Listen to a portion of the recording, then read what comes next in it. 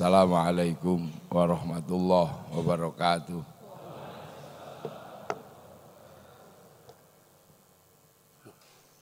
Itu enggak jatuh itu. Aman. Waduh, kayak luar angkasa. Bismillahirrahmanirrahim. Bismillah, alhamdulillah, wassalatu wassalamu ala rasulillah. Sayyidina Muhammad ibn Abdillah wa ala alihi wa ashabihi wa azwajihi wa dhurriyyatihi wa ahli baitihi wa man tabi'ahum bi ihsan ila yaumil qiyamah. Bapak Rektor yang sangat kita banggakan, pengasuh santri 68.000 pesantren terbesar se-Indonesia. Dan para pembantunya, Yai Sedih yang Allah hormati, para sivitas akademika Unibro, teman-teman mahasiswa, dan seluruh hadirin wal hadirat yang berbahagia. Alhamdulillah, kita ini mulai 1-2 tahun terakhir inilah ya, mulai ada tema baru. Ngaji kebangsaan. Biasanya ngaji muludan, Agustusan. Ini ada tema baru ngaji kebangsaan. Dan ini menjadi penting karena ini zaman milenial. Milenial itu lintas batas. Lintas batas pengetahuan, lintas batas kebudayaan, itu milenial. Orang Malang bisa berbudaya Eropa. Tidak lagi mengatakan aku cinta padamu, tapi I love you. Orang Malang bisa makan spaghetti, bahkan lebih spaghetti daripada orang Itali. Orang Malang bisa lebih Arab dari Arab. Bahkan takbirnya bisa lebih tinggi dari Saudi. Ini adalah milenial. Sebuah ruang lintas batas. Masa mudanya Bapak Rektor untuk menjangkau Afrika, untuk melihat gajah, mesti menunggu flora dan fauna. Ya ini yang tua-tua ini. Makanya kalau dulu flora dan fauna acara favorit karena menunggu gajah dari Afrika. Walaupun kadang diganggu siarannya Pak Harmoko. Tapi sekarang lintas batas. Yang penting punya kuota, tinggal pegang smartphone, semua jadi satu di situ. Cari center ya di situ, cari radio di situ, cari koran di situ, cari televisi di situ. Dan cari apapun di situ tinggal ketik kucing Afrika keluar. Kalau mau iseng bokong India keluar. Itu milenial. Ini milenial. Manusia bertemu dalam satu ruang yang sesungguhnya adalah capaian-capaian peradaban. Akan tetapi satu yang tidak bisa dijangkau oleh anak milenial, apa? Batas teritori negara. Engkau bisa menjadi lebih Arab dari Arab, tapi ketika orang Malang pergi ke Arab, tetap ditanya pasportmu mana. Kita bisa lebih Amerika daripada Amerika. Bapak Rektor ini lebih Jerman dari Jerman kayaknya. Tapi kalau ke Jerman tetap ditanya pasportnya mana. Artinya batas teritori makhluk milenial adalah batas negara bangsa. Atau batas nation state. Dan batas negara bangsa atau nation state ini adalah batas yang diberikan oleh Allah berupa pesan khusus pada umat Rasulullah. Umat Nabi Musa tidak mendapat pesan kebangsaan. Umat Nabi Isa tidak mendapat pesan kebangsaan. Bisa kita telusuri dari Injil dan dari Taurat. Kenapa? Karena umat-umat sebelum Rasulullah ini umat yang sangat sektoral. Bahkan ada yang landlocked, ada yang terkunci di daratan. Nabi Adam umatnya baru satu keluarga. Ya problemnya baru urusan cinta. Nabi Nuh umatnya satu kampung. Dan pikniknya juga belum jauh. Jadi jauh karena dilemparkan banjir. Umat Nabi Musa, walaupun Nabi Musa garangnya kayak gitu, Baru seputaran Mesir sama Filistin. Nabi Isa baru sampai Romawi, itu pun Romawi yang datang. Umat Nabi Musa belum sampai Malang. Apalagi sampai Kangean belum. Kalau ada yang di Kangean. Tapi umat Rasulullah ini adalah umat yang sudah lintas batas. Ketika Rasul jadi Nabi, seluruh dunia sudah ada isinya. Sudah ada makhluknya. Dan makhluk di zaman Rasulullah sudah punya identitas bangsa. Makanya pesan waja'alnakum syu'uban wa qabaila cuman dikunci dengan satu kalimat, lita'arofu, agar kalian saling pengertian. Karena Rasulullah jadi Nabi itu umatnya sudah macam-macam. Dan bentuknya sudah berubah. Nabi Adam bentuknya masih tinggi ya segede inilah kalau Nabi Adam. 60 dirok itu, sak dirok segini. Artinya sekitar 55 meter. Besar umat Nabi, zaman Nabi Adam itu gede. Wong kadalnya aja segede dinosaurus. Tapi zaman Nabi Muhammad pergeseran manusia lepas dari benua, lepas dari pulau, menghasilkan wajah dan bentuk yang sudah berbeda. Sudah yang masih terkunci di Arab berubah, apa tetap cantik ganteng. Yang bergeser ke Eropa tinggi besar rambutnya merah. Yang bergeser ke Afrika hitam gosong kayak kopi.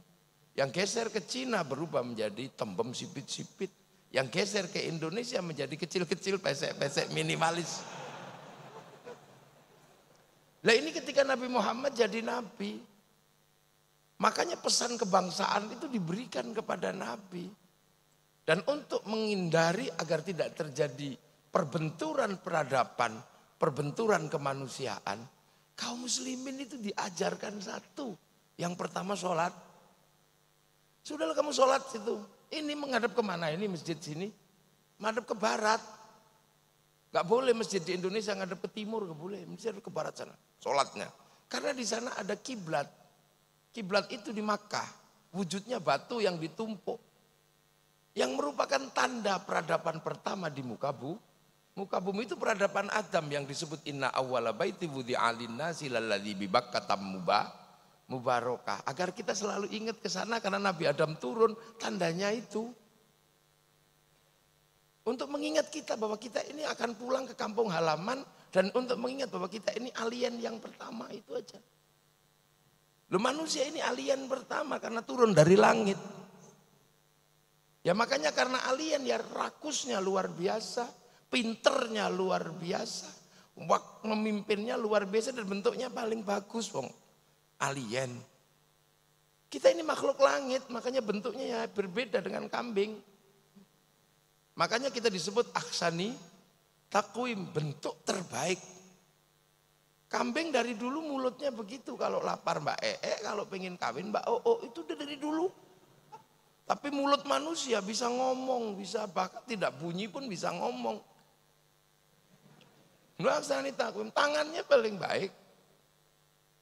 Tangan monyet kalah sama manusia, tangan monyet gak bisa utek-utek upil, gak bisa. Ngupil gak bisa. Tangan manusia bisa, ini ahsani takwim. Bahkan bisa ngomong.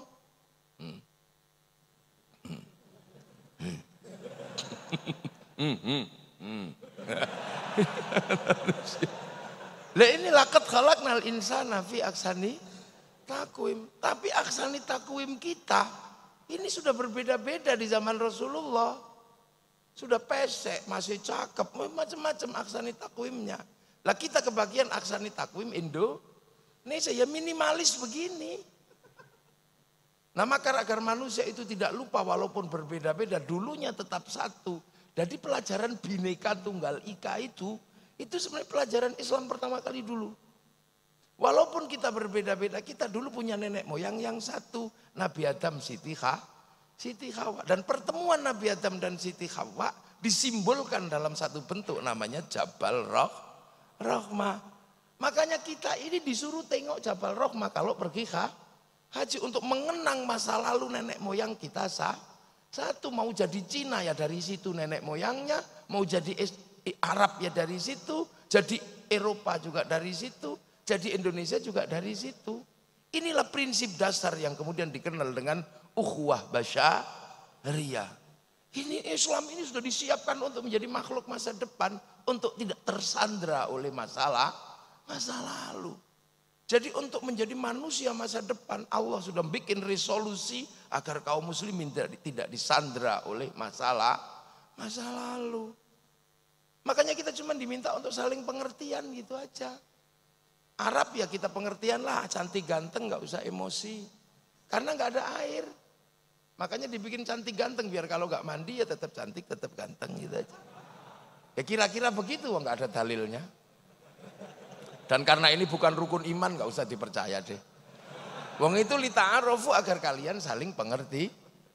Cuman orang Depak memaknai saling mengenal. Kurang pas kalau menurut saya. Bahasa saling mengenal untuk ta'aruf itu gak pas. Karena apa? Bahasa Indonesia mati ketemu bahasa Al-Quran. Ini biasa dalam rumus ilmu linguistik itu ada begitu. Kekalahan satu bahasa karena kalah tua. Bahasa Indonesia sama bahasa Jawa kalah tua. Makanya bahasa Indonesia nggak sanggup menerjemahkan kunduran truk, nggak bisa. Nggak bisa. Dia mati dia. Pecirit itu udah nggak bisa. Iya. Ini dalam tataran ilmu linguistik memang ada masalah. Makanya ketika bahasa Indonesia ketemu bahasa Arab mati. Lita'arofu bimakna saling mengenal. Bukan saling pengertian. Karena kalau mengenal itu bisa menjadi masalah. Saya mengenal tikus tapi pengen mukul kepalanya aja. Saya kenal ular tapi pengen bunuh aja. Maka lita'arofu adalah saling pengertian. Eropa tinggi besar rambutnya merah, kita pengertian aja. Karena di sana musim dingin. Kalau dibikin kecil kedinginan mati itu aja. Makanya mereka kalau musim dingin lari ke Indonesia karena kehilangan ultraviolet, pigmen kulitnya berubah, maka dia lari ke negeri tropis untuk berjemur. Maka sesungguhnya ketika mereka ke sini itu berjemur bukan pornografi. Kita aja yang ngeres kata. Maka siapapun pemimpin dari Unibro nanti yang lahir, tolong enggak usah bikin perda syariat khusus mengatur turis harus pakai jilbab, enggak usah. Ini pengertian dasar. Orang Eropa kalau musim dingin tanpa daun karena rontok di musim gugur. Makanya bulan Desember ketika tidak ada daun, Natal menggunakan daun cemara karena hanya daun itu yang tidak rontok. Makanya tidak usah heran kenapa Natal pakai daun cemara, karena itu yang tidak rontok, bukan saking hebatnya daun cemara. Seandainya Natal asli Malang bisa daun jambu, bisa daun mangga. Makanya takmir masjid Raden Fatah tidak usah emosi. Jangan kau tanam cemara di depan masjid kami, itu pohon Kristen. Semenjak kapan pohon punya agama? Ini. Jadi Islam itu sudah dipersiapkan betul untuk menjadi manusia masa depan. Afrika kenapa hitam gosong? Tidak usah emosi. Allah menitipkan singa di Afrika, dibikin putih dikejar singa kelihatan. Lah kalau hitam tengkurap udah dianggap kayu kebakar, udah nggak kelihatan. Cina kenapa tembem sipit? Karena di sana ada musim dingin, salju turun, mataharinya keluar, silaunya luar biasa. Lama-lama ya begini silau. Indonesia kenapa kecil-kecil, pesek-pesek dan minimalis? Allah menempatkan kita di buminya yang paling indah namanya Indonesia. Lah itu aja kita diminta pengertian aja, lita'arofu agar pengertian. Ini Islam dipersiapkan dialektikanya. Makanya Islam ini makhluk masa depan betul. Jadi kalau sudah lihat Jabal Rohmah kok nggak mengerti perbedaan antar bangsa dan perbedaan manusia, ini pasti hajinya mardut. Eropa apa dikasih bekal itu? Tidak. Bagi Eropa ras terbaik adalah ras Arya. Ras Arya ini ras terbaik, kulit putih terbaik. Makanya ketika Christopher Columbus terdampar di Tanjung Harapan, menemukan orang Afrika, dianggap bukan manusia. Dianggap ini adalah neraka yang dibiarkan oleh Allah, karena kejahatan di dunia dibalas oleh neraka, dibakar tapi tidak boleh mati agar bisa disiksa lagi. Orang gosong dengan rambut hitam adalah bukti neraka itu ada. Makanya Christopher Columbus menembaki orang Afrika. Dan bahkan kemudian perbudakan dimulai dari Afrika. Hampir seluruh perbudakan dimulai dari Afrika. Maka Afrika ketika menghindari perbudakan, maka konsep kecantikannya berbeda dengan orang lain. Tanpa bibir itu cantik, tanpa telinga itu cantik, karena dipotong untuk menghindari perbudakan. Dan cerita perbudakan dari Afrika yang paling mengerikan adalah cerita Amistad, di mana manusia Afrika dikapalkan dalam satu lambung, ditumpuk seperti kayu. Yang mati dibuang di laut, yang selamat dijadikan budak di Eropa. Peristiwa Amistad adalah peristiwa kemanusiaan yang tidak bisa dihapus sampai hari ini. Dan Amistad akhirnya meninggalkan satu keindahan yang kita bisa rasakan. Dalam duka mereka menciptakan musik yang dikenal dengan musik akapela. Musik akapela akhirnya didekonstruksi oleh orang Eropa menjadi musik jazz, menjadi musik kelangenan. Musik jazz kemudian diadaptasi lagi, didaur ulang menjadi musik blues yang dijadikan alat pemberontakan namanya musik rock. Ketika masuk Indonesia berubah menjadi rock dut. Ini ya. Orang Eropa masuk ke Indonesia tidak pernah memandang kita adalah manusia. Karena bagi mereka di luar ras Arya adalah bukan manusia. Dan pola pikir itu tercetak bahwa selain manusia adalah keturunan monyet. Dan monyet tertua ada di Nusantara namanya Pithecanthropus erectus, Zuluensis dan Wajakensis. Makanya kemudian Belanda memperlakukan orang Indonesia tidak lebih dari manusia. Itu harus kita pahami. Makanya di Pulau Jawa Belanda menyebut orang Jawa dengan sebutan kowe. En kowe adalah munyuk. Karena alat anak monyet namanya munyuk. Dan dia tidak punya hak konstitusi. Makanya orang Jawa Timur jarang yang menyebut kowe. Tapi kon, iso dikongkon. Meningkat dikit yang punya hak konstitusi namanya sampean. Karena kaki. Penjenengan kang jumeneng, sinuwun kang dimintai, ngarso dalem yang berdiri di depan manusia. Makanya jangan sebut temannya kowe karena itu tinggalan Belanda. Karena kita disebut Pithecanthropus Wajakensis Zuluensis. Wah, ini lah. Jadi resolusi itu sudah dibuat. Maka dialektika kebangsaan Islam itu dialektika masa depan. Kemudian sejarah manusia ini hampir punah dan hilang.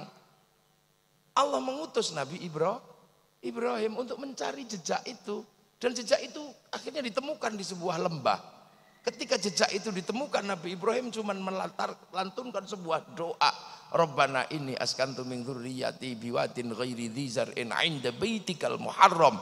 Rabbana liyuqimus sholata waj'al afidatan minan nasi tahwi ilaihim warzuqhum minats tsamarati la'allahum yashkurun. Karena jejak ini ditemukan oleh Nabi Ibrahim, maka seluruh manusia bersepakat bahwa Nabi Ibrahim adalah Abul Anbiya wal Mursalin. Dan sampai hari ini Nabi Ibrahim dikenal oleh seluruh manusia dengan nama yang berbeda. Ada yang mengenal Ibrahim dengan istri Sarah, ada yang mengenal Abraham dengan istri Sarah, ada yang mengenal Brahma dengan istri Saraswati. Orang Hindu mengenal Brahma, istrinya Saraswati. Orang Ibrahim mengenal istri Sarah, mengenal Abraham istrinya Sarah. Sudah selesai di situ, ada resolusi konflik. Kemudian Nabi Ibrahim meninggalkan dua jejak kelahiran, yang satu berputra namanya Ishak, yang satu berputra namanya Ismail. Dari Ishak lahir Yakub atau Israel, dari Israel melahirkan sebuah bangsa namanya Bani Israel. Dari Bani Israel lahir Nabi Musa melahirkan peradaban Yahudi, dari situ lahir Isa melahirkan peradaban Nasrani. Dan dari Islam dilahirkan dari peradaban Ismail, punya Nabi Muhammad Shallallahu Alaihi Wasallam, peradabannya Islam. Yang satu berpusat di Masjidil Haram, yang satu berpusat di Baitul Maqdis. Maka harus ada resolusi konflik. Resolusi konflik itu diselesaikan oleh Allah dengan mengangkat Rasulullah ke langit, minal Masjidil Haram ilal Masjidil Aqsa. Ini luar biasa persiapan Islam untuk menjadi agama masa depan. Dan agar simbol Ibrahim tidak hilang, maka kaum muslimin jejak Ibrahim diadakan dan dibiarkan utuh dan untuk dinapaktilasi. Bekas Nabi Ibrahim diabadikan dalam sebuah batu namanya Maqam Ibrahim. Jejaknya Nabi Ismail diabadikan dalam sebuah bentuk namanya Hijir Ismail.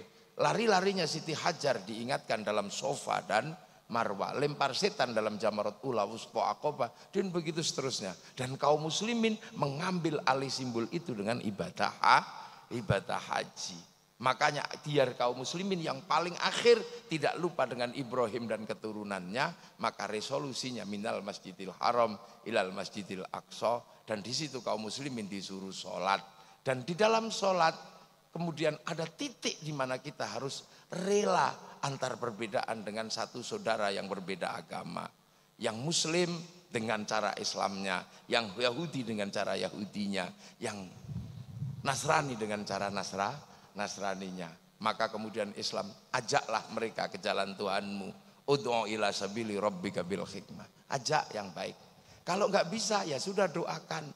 Karena sholat mengajarkan doa juga untuk mereka yang tidak bisa diajak. Doa itu dikenal dengan kama shollaita ala sayyidina Ibrahim wa ala ali sayyidina Ibrahim. Kama barokta ala sayyidina Ibrahim wa ala ali sayyidina Ibrahim. Luar biasa. Jejak masa lalu tidak menyandera kaum muslimin, karena kaum muslimin disiapkan untuk menjadi makhluk masa depan. Dan hari ini ketemu semuanya. Di era milenial ini ketemu antar bangsa. Orang Jepang tidak perlu datang ke Malang, tapi mic-nya hari ini saya pakai untuk pengajian. Orang Jepang tidak datang, orang Korea tidak datang, tapi Samsung-nya kita pakai setiap hari. Kita tidak perlu kedatangan orang Yahudi, tapi kita pakai uang yang dulu dikeluarkan oleh satu sistem yang namanya perbankan, yang dimulai oleh Rothschild Rockefeller ketika dia membuat sebuah bank namanya Bank Devisa New York, yang akhirnya menjadi bank yang paling berguna dan diandalkan oleh Amerika, berpusat di Wall Street Amerika, yang mengontrol seluruh sistem perbankan dunia. Sehingga kita kalau pergi haji pun harus menggunakan sistem perbankan, karena uang tidak mungkin dititipkan sama pilot atau kondektur, nggak bisa. Dok kondekturnya ini mana ini? Inilah dunia baru, dunia masa depan kaum muslimin sudah diselesaikan. Kita nggak bisa pergi haji dengan sederhana tanpa bantuan orang Yahudi, karena uang Yahudi dan pemikiran Yahudi mampu membuat Boeing dan Airbus, dan kita menggunakan pesawat, sehingga kaum muslimin kalau pergi haji tidak perlu berenang. Perempuan-perempuan kita sekarang menjadi cantik karena ditolong oleh sistem farmasi muka sama farmasi bau yang ada di Prancis, yang namanya bedak sama parfum. Bedak Malang ketinggalan zaman karena beras ditumbuk, blonteng semua. Ini masa depan baru, ini dunia. Para kiai ketika pakai peci, maka para kiai menggunakan peci buatan Cina. Ada banser, ada polisi, semua dibordir, sehingga ada orang tahu ini polisi, ini banser. Kenapa dibordir? Ya karena kita biar tahu ini simbolnya siapa. Mesin bordirnya yang nyiapkan Cina, namanya mesin butterfly. You know? Lampu menjadi terang, pekerjaan Thomas Alva Edison. Kita punya sistem kerjaan Newton, sehingga kita punya listrik dan segala macamnya. Kita bisa menemukan dunia baru dengan sistem etalase pengetahuan yang luar biasa. Ini pekerjaan siapa? Pekerjaan Einstein. Ya kan? Loh, ini dunia baru dan kita saling make. Makanya kaum muslimin tidak usah terlalu heran kalau kita hari ini bersatu. Maka Rasulullah hanya berpesan, mayyuridillahu bi khairan yufaqihu fiddin. Siapa yang dikehendaki menjadi baik oleh Allah, dikasih ngerti dalam urusan agama. Lah khairan di situ nakirah. Khairan itu kalau nakirah maknanya khairan kamilan, kebaikan yang sempurna. Manusia enggak sempurna. Makanya kebaikan manusia enggak bisa berdiri sendiri. Enggak bisa kebaikan manusia berdiri sendiri. Hari ini pengajian ini baik. Siapa yang paling baik? Saya. Udah nggak usah protes. Jadi kalau pengajian ini baik, yang terbaik siapa? Saya. Sudah nggak usah pakai protes. Dikasih mic, dikasih minum, ditunggu, disambut. Acara tidak mulai kalau saya belum datang. Karena saya orang paling baik. Iya nggak usah protes. Tapi karena kebaikan saya itu nggak bisa berdiri sendiri, maka saya nggak boleh mengaku yang paling baik. Saya menjadi baik karena ada Pak Rektor yang mengizinkan masjidnya dipakai pengajian. Nah kalau sudah baik itu bagusan saya apa Pak Rektor? Ya ribut dua. Ada yang bilang ya Pak Rektor katanya. Ya saya bilang, nah kalau saya nggak datang ya Pak Rektornya jelek. Pengajiannya nggak datang. Itu baru 2, kebaikan sudah ributnya luar biasa. Apalagi kalau sampean ikut-ikutan. Kebaikan karena kami Kiai. Nah kenapa? Karena kami mau datang. Coba kalau kami nggak datang, bukan pengajian. Nah terus apa? Cek sound. Ini susah gitu. Loh, lihat kan. Nah kita bisa duduk di sini karena apa? Ada masjid. Yang bangun masjid siapa? Unibro dapat duit dari mana? Dari negara. Maka kemudian Kiai jangan kemudian sembrono. Kenapa? Tidak boleh Kiai udik-udik sesuatu yang terkait dengan masjid. Masjid itu juga terkait sama rokok. Loh iya kan, masjid terkait sama rokok. Karena rokok menghasilkan cukai 175 triliun masuk APBN. Dari APBN untuk bangun masjid. Loh ya toh. Maka Kiai tidak sembrono, rokok haram nggak bisa. Karena kalau rokok haram cukainya haram, masuk APBN, APBN-nya haram. Untuk bangun masjid, masjidnya haram. Maka orang yang mengharamkan rokok dosa masuk masjid sini.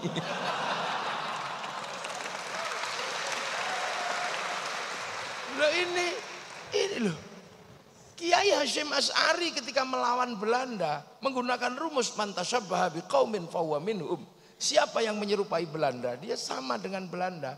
Makanya karena Belanda pakai uang gulden, akhirnya Kiai Hasyim disuruh bayar pajak pakai uang gulden, nggak mau.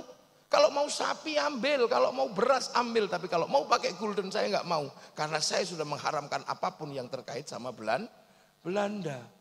Lah orang sekarang lupa, haram rokoknya, cukainya mau. Ini ndak istiqomah. Bank haram tapi pakai uang. Loh uang itu produksi bank bukan produk KUD.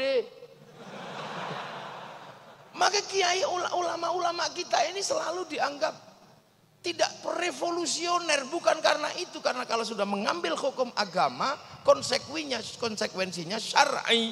Kalau konsekuensinya syar'i nggak bisa macam-macam. Bank haram nggak bisa.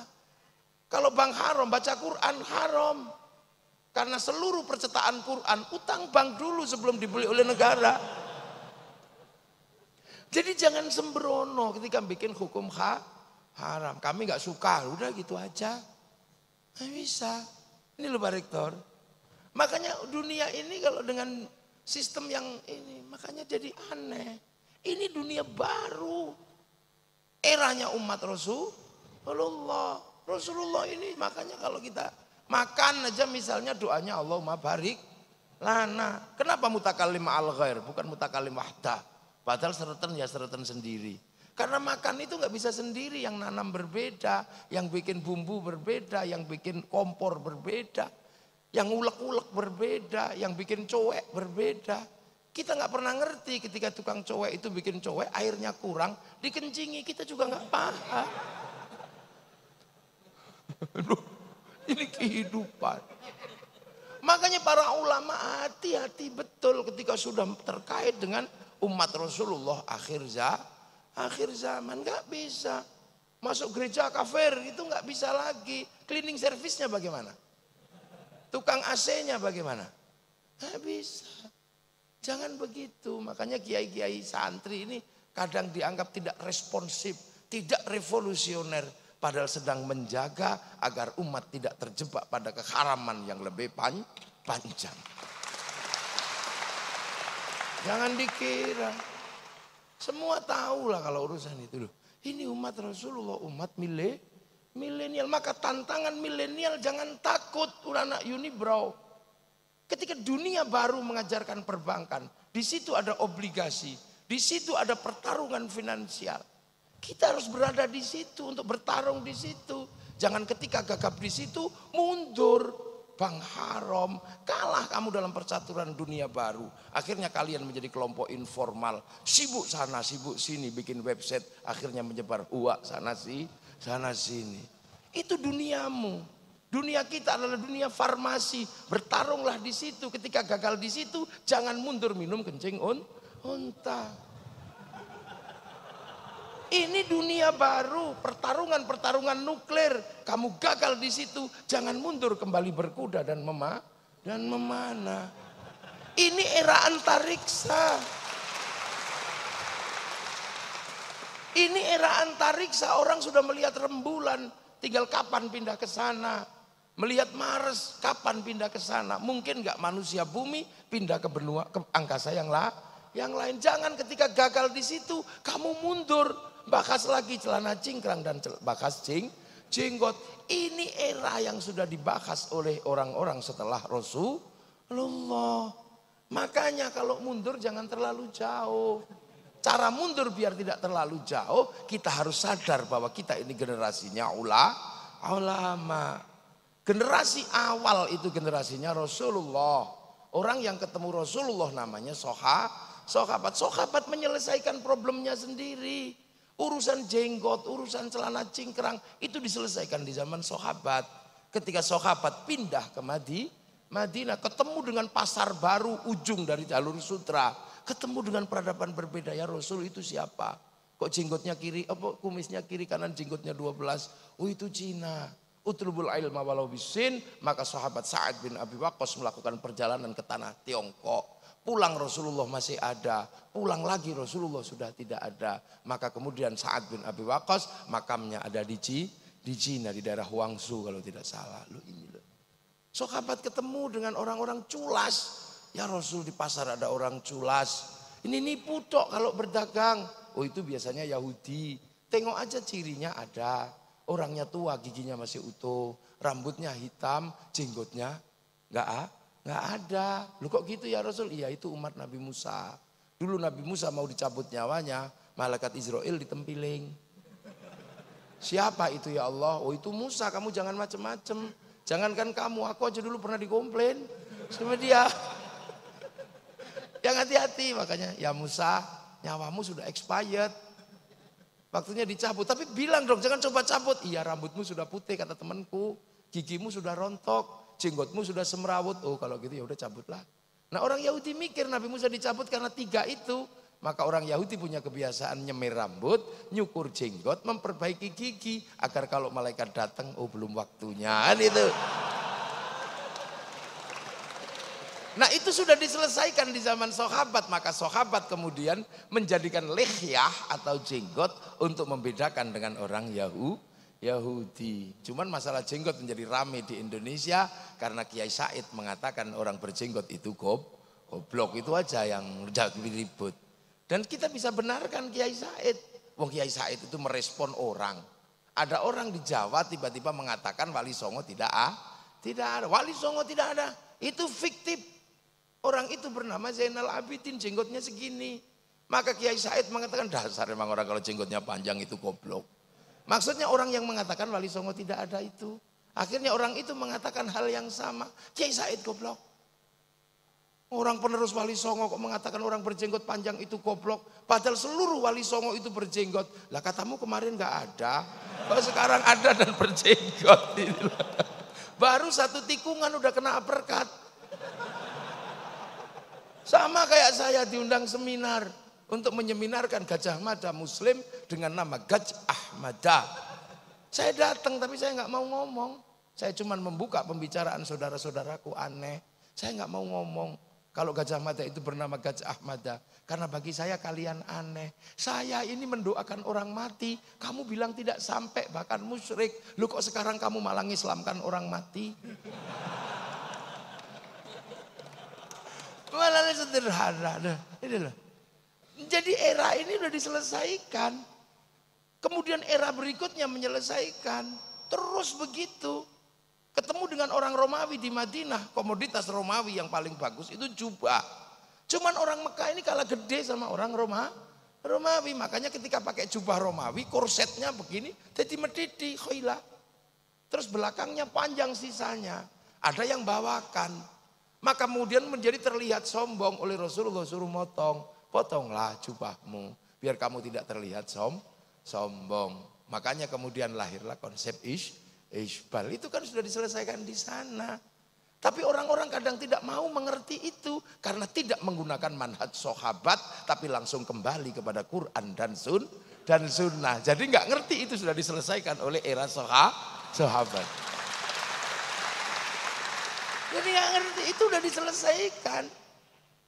Itu sudah diselesaikan. Kembali pada Quran dan sunnah. Itu terjadi di zaman Sayyidina Ali. Di zaman Rasulullah nggak ada masalah. Karena semua umat dimong, di kiaeni itu kan, direktori sama Rasulullah ibaratnya begitu. Di zaman Sayyidina Abu Bakar, ketika Rasulullah meninggal, bingung semua. Ada yang mengatakan karena keributan politik, maka Rasulullah sampai 3 hari tidak dikubur. Itu adalah analisa bodoh kalau menurut saya. Kenapa Rasul tidak dikubur sampai 3 hari? Nggak ada orang percaya Rasul itu meninggal. Jangan-jangan tidur. Wong Rasulullah naik ke langit aja nggak mati. Masa tiba-tiba mati? Jangan-jangan nanti kita kubur hidup lagi. Itu kegalauan kaum muslimin. Makanya nggak ada yang berani kubur. Jangan-jangan wong Rasulullah itu nggak kayak kita. Kalau kita mati kan gitu. Rasulullah meninggal itu dalam keadaan tersenyum seperti orang tidur.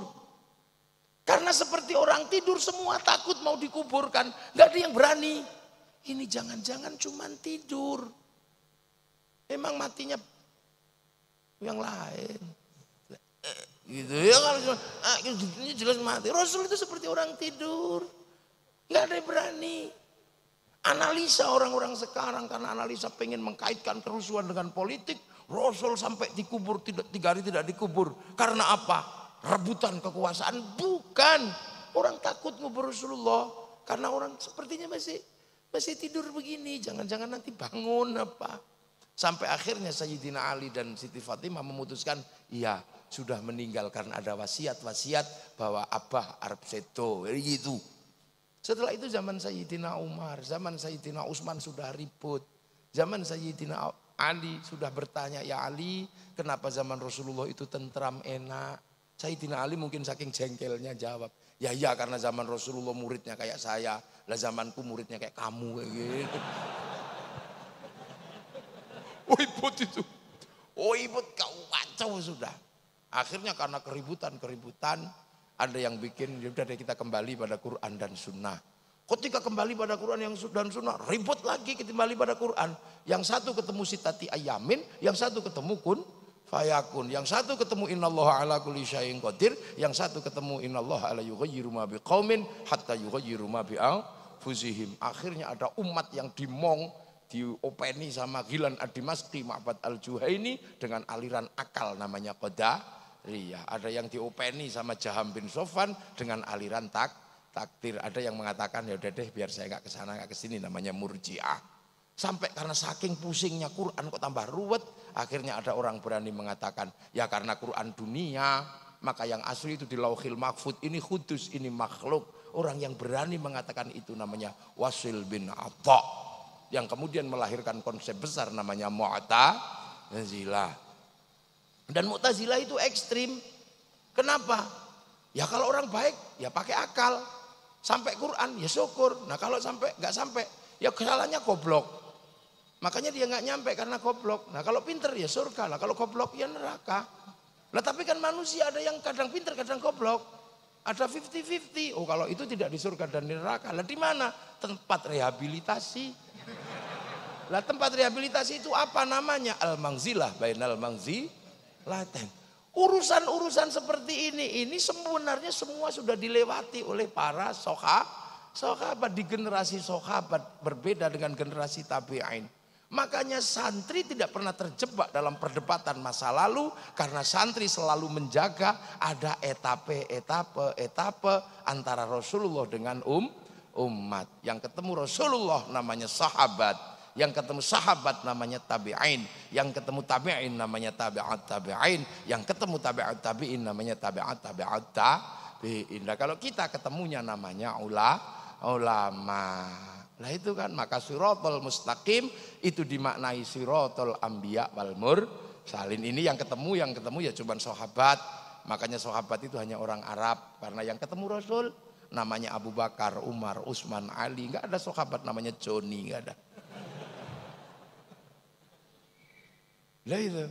Nah, setelah itu siratal syuhada'i was salihin. Siratal aulia, baru kemudian siratal ulama. Lah kita ini ketemu dengan siratal ulama karena kita ini adalah generasinya para ulama. Maka kemudian runtutan yang panjang ada ilmu namanya ahli sunnah wal jamaah. Sunnah wal jamaah pertama sahabat, wal jamaah kedua tabi'in, wal jamaah ketiga tabi'at tabi'in, dan kita wal jamaahnya ulama. Makanya santri tidak pernah bermasalah. Karena tahu ini peristiwa. Lah yang bermasalah itu siapa? Yang lupa dengan jalan yang panjang langsung kembali kepada Rasulullah. Mesti konslet semua kalau ini sudah terjadi. Dia lupa era madhab sudah dibicarakan, era tabi'in sudah dibicarakan. Makanya santri enak bahwa kita muridnya ulama, al ulama warasatul anbiya, pewaris. Namanya pewaris kan ditanya dari mana warisanmu? Kalau sampean nanya, saya dapat warisan dari mana? Dari orang tua saya. Orang tua saya diwarisi dari guru-gurunya. Diwarisi dari siapa? Dari Kiai Fakih. Kiai Fakih diwarisi dari siapa? Dari gurunya Kiai Abdul Hadi. Kiai Abdul Hadi diwarisi siapa? Kiai Hasyim Asy'ari. Kiai Hasyim Asy'ari diwarisi siapa? Kiai Asy'ari. Kiai Soleh, Kiai Khalil. Lah Kiai Asy'ari dari mana? Dari Kiai Khairon Purwodadi. Kiai Khairon diwarisi ilmu dari mana? Dari Kiai Abdul Wahid Solotigo. Murid siapa? Murid Kiai Abdul Halim Boyolali. Murid siapa? Kiai Sufyan Tuban. Murid siapa? Kiai Jabar Tuban. Murid siapa? Kiai Abdul Rahman Lasem. Murid siapa? Kiai Abdul Halim Benowo. Murid siapa? Kiai Cokrojoyo Sunan Geseng. Dia murid siapa? Dari Sunan Kalijaga. Dia murid siapa dulu? Murid Sunan Bonang. Murid siapa? Murid Sunan Ampel. Bang Ampel murid siapa? Mbak Ibrahim Asmoro Kondi. Murid siapa? Sayyid Jumadil Kubro atau Sayyid Jamaluddin Al-Husaini Al-Kabir. Itu murid siapa? Sayyid Muhammad. Murid siapa? Sayyid Ahmad Jalaluddin. Murid siapa? Sayyid Abdul Malik. Murid siapa? Sayyid Alawi Amil Faqih. Dia murid siapa? Sayyid Ahmad Sokhib Mirbat. Murid siapa? Sayyid Ali Khalid Qasam. Murid siapa? Sayyid Alwi. Murid siapa dia? Murid Sayyid Muhammad. Dari mana dia dapat? Dari Sayyid Alwi. Dia dari mana? Dari Sayyid Ubaidillah. Murid siapa? Sayyid Ahmad Al-Muhajir. Murid siapa? Sayyid Isa. Murid siapa? Sayyid Muhammad. Dia dari mana? Dari Sayyid Ali Uraidi. Murid siapa? Sayyid Ja'far Shadiq. Murid siapa? Sayyid Bakir. Murid siapa? Sayyid Ali Zainal Abidin. Dari mana? Dari Sayyidina Hasan dan Husain. Dan dari mana? Dari Sayyidina Ali. Nah ini dari siapa? Langsung dari Rasulullah Muhammad Sallallahu Alaihi Wasallam. Jadi tidak perlu mempersoalkan ini. Lah kebetulan kita ini di sini. Para ulama keluar dari Arab. Para sahabat keluar. Keluar dari Madinah ketemu orang Persia. Orang Persia agamanya Majusi, cerdas-cerdasnya luar biasa. Punya negara besar namanya negara Persia. Lah rajanya siapa? Rustum. Orang Jawa mengenalnya Rustam. Yang masuk ke situ Sayyidina Ali, enggak ribut, tapi pelan-pelan Sayyidina Ali punya sikap yang baik. Raja Rustum tertarik mengambil menantu Sayyidina Husain. Akhirnya Sayyidina Husain diambil menantu Raja Rustum. Lahir Sayyid Ali Zainal Abidin. Lah dari situ terlihat ada peradaban baru, nuansa baru. Orang dulu di situ di Persia orang Majusi. Majusi menyembah api. Dalam ilmu pengetahuan modern disebut Zoroaster. Zoroaster itu nabinya bernama Zarathustra, ajarannya nihilisme, Tuhannya dua, yang Tuhan terang namanya Ahriman, Tuhan gelap namanya Ahura Mazda. Oleh Al-Quran disebut Majus atau Majusi, penyembah api. Tapi api Majusi kalau disembah ditaruh di bangunan yang sangat tinggi namanya Manaro. Begitu masuk Islam mereka tidak menghilangkan Manaro, cuman menghilangkan api. Manaro ditaruh di depan masjid. Dunia Islam melihat Manaronya Majusi yang masuk Islam di depan masjid bagus, maka seluruh dunia Islam berlomba-lomba mencontoh membangun Manaro. Itulah yang kemudian dikenal dengan nama menara, sampai Malang namanya Menoro. Ini dunia baru, ya. Dan di situ terjadi kekacauan yang luar biasa. Kenapa Sayyidina Husain terbunuh? Seluruh cucu Rasulullah dibantai pada tanggal 10 Asyura. Maka kemudian seluruh dunia Islam berduka. Termasuk di Indonesia, Asyura diambil ekornya namanya Suro. Makanya bulan Asyura karena itu bulan duka. Makanya orang Indonesia tidak mantu, tidak menikahkan anak di bulan Syuro. Tidak mantu, bikin bubur merah putih, bubur merah tanda darah yang tumpah, bubur putih tanda tulang yang pecah. Kemudian bikin santunan anak ya yatim. Di Jogja puter beteng tidak ngomong, ini bulan duka jangan terlalu banyak mulut. Di Solo kalau muter beteng kemudian ngikuti kebo Kiai Slamet, kebonya diusap-usapkan ke tubuh. Dan itulah yang kemudian menghasilkan budaya jangan bersolek. Karena ini bulan Asyura, bulan Suro. Lah orang Jawa itu kalau kepanjangan kan diambil ekornya aja. Zainal Abidin, Bidin. Zainal Arifin, Ipin. Muhammad, Mat. Itu kan biasa. Mat Ali, Mat Karim. Mat Solar. Lah, tapi bagi orang yang tidak mengerti, ini kena korban hoa. Apa hoanya? Orang Jawa tidak mantu di bulan Suro karena hormat Nyi Roro Kidul mantu. Ini hoa. Hoa dari mana? Hoa dari Belanda. Ketika Belanda menyuruh seorang santri yang kere, yang tidak punya kekayaan apa-apa, nggak tahan akhirnya ikut Belanda, namanya Abdullah atau Abdullah. Dia disuruh nulis 2 serat, yang satu serat Darmo Gandul Kadoloco, yang satu bernama serat Sabnoyo Genggong. Sabdo Palon Noyo Genggong dibuka dengan cerita yang nyerang Majapahit adalah Raden Fatah, mumpung ini namanya masjidnya Raden Fatah. Ya, yang nyerang Majapahit itu Raden Fatah, artinya dia anak durhaka karena menyerang bapaknya. Bukan, yang diserang Raden Fatah adalah Girindrawardhana, musuh Brawijaya V. Kenapa Girindrawardhana memusuhi Brawijaya V? Karena Girindrawardhana adalah cucu dari orang yang bernama Jaya Katuang. Jaya Katuang itu siapa? Yang bunuh Kertanegara. Dan Jaya Katuang dibunuh sama menantu Kertanegara yang namanya Wijaya, yang akhirnya bergelar Brawijaya di sini. Hebat dia, istrinya 4.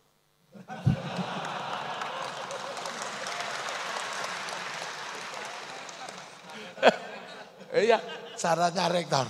Tapi nggak boleh, kalau Pak Rektor ini orang gini.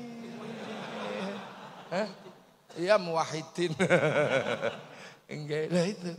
Lah Brawijaya mendirikan Majapahit, punya anak namanya Jaya Negara.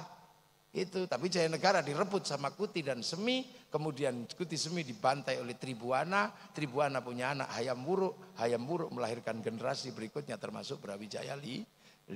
Jadi ini. Dan di era-era Majapahit inilah bangsa Indonesia, bangsa Nusantara punya kerajaan Majapahit di era ini yang mampu menaklukkan 2/3 dunia. Yang mampu menaklukkan 2/3 dunia, ini luar biasa. Jadi bangsa ini bukan bangsa kecil, kita bangsa besar. Di Semenanjung Korea Selatan ada provinsi namanya Kimhae yang buka hutan dan diakui sebagai pendiri provinsi Kimhae. Itu orang Jawa namanya Surowareng. Enggak ada Surowareng orang Korea Selatan. Kita bangsa besar. Itu dibalik ceritanya. Lah siapa sih Jaya Katuang itu kok begitu dendamnya sama keturunan Majapahit? Jaya Katuang adalah keturunan Kertajaya. Kertajaya adalah Raja Kediri yang dibunuh oleh Kenarok tahun 1222 pada perang Ganter. Kenarok mendirikan Singasari, Singasari melahirkan Kertanegara, mampu menaklukkan Mongolia. Bangsa yang mampu menaklukkan Mongolia adalah bangsa Nusantara. Jadi jangan menganggap kita bangsa kecil, gitu loh.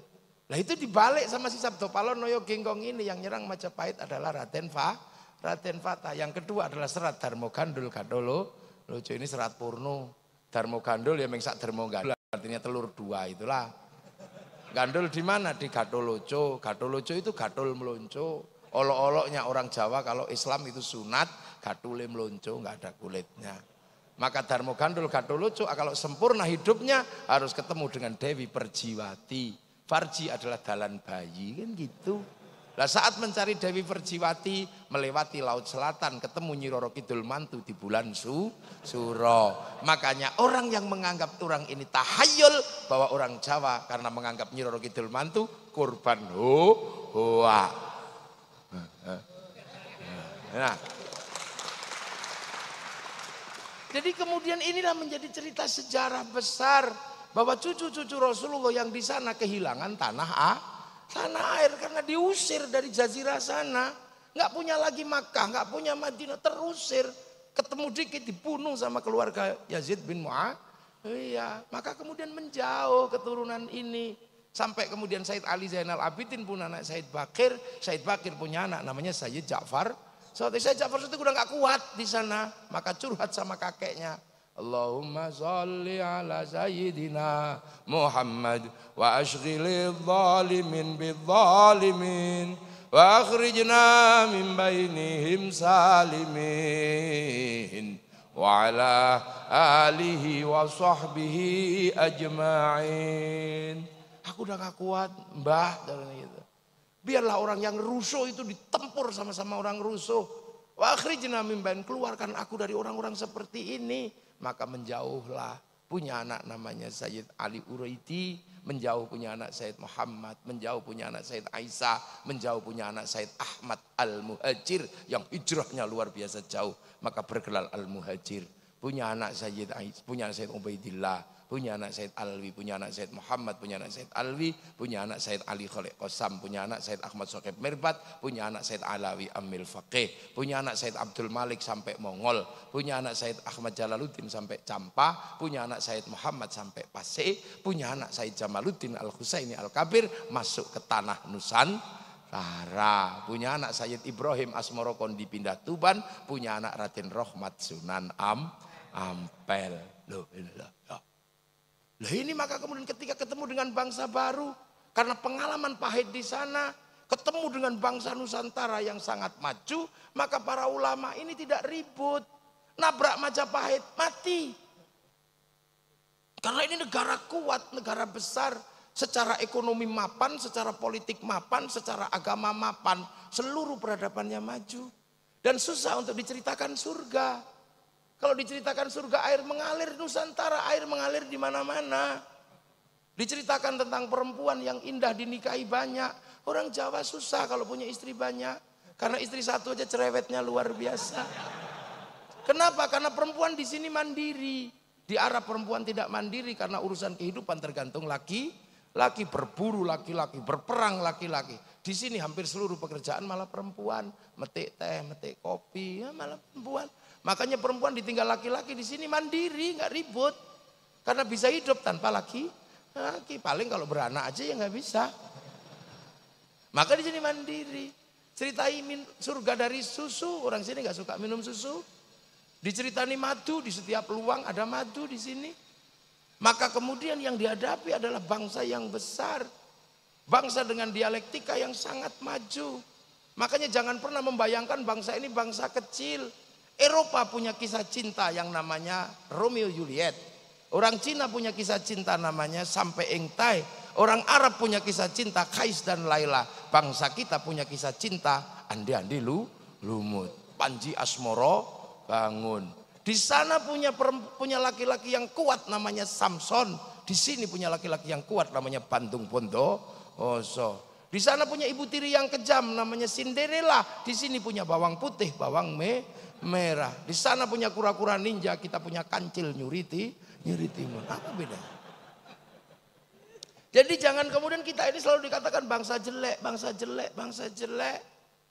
Orang Arab punya alat musik namanya terbang, terbuat dari kayu dan kulit. Orang Eropa punya alat musik namanya gitar, terbuat dari kayu dan tali. Bangsa kita punya alat musik namanya gamelan, terbuat dari logam. Artinya hanya bangsa yang menguasai ilmu pertambangan yang maju dan penguasaan metalurgi yang mapan mampu membuat alat musik dari logam. Tapi kemudian logam dimusyrikkan. Keris yang dilebur dengan suhu 15.000 derajat yang Jerman sampai hari ini nggak sanggup dimusyrikkan. Logam-logam dibid'ahkan. Akhirnya kita kehilangan metalurgi dan kehilangan ilmu pertambangan. Unibrow tidak boleh menjadi korban uak seperti itu. Harus maju. Tidak boleh. Unibrow ini masa depannya di sini, ini di kepala kita ini. Jangan takut dan jangan mundur. Karena apa? Kita sudah tahu ini sudah diselesaikan generasi ini. Makanya ahli sunnah wal jamaah menjadi penting dipegang oleh kaum muslimin. Dari sana membawa cara-cara beragama persis kayak Rasulullah. bahwa baju Rasulullah namanya jubah. Jubah dianggap oleh para ulama wali dulu baju syar'i, maka ulamanya bisa pakai baju syar'i. Tapi yang di kampung-kampung nggak mungkin pakai baju syar'i. Makanya kemudian baju syar'i yang namanya jubah dipotong.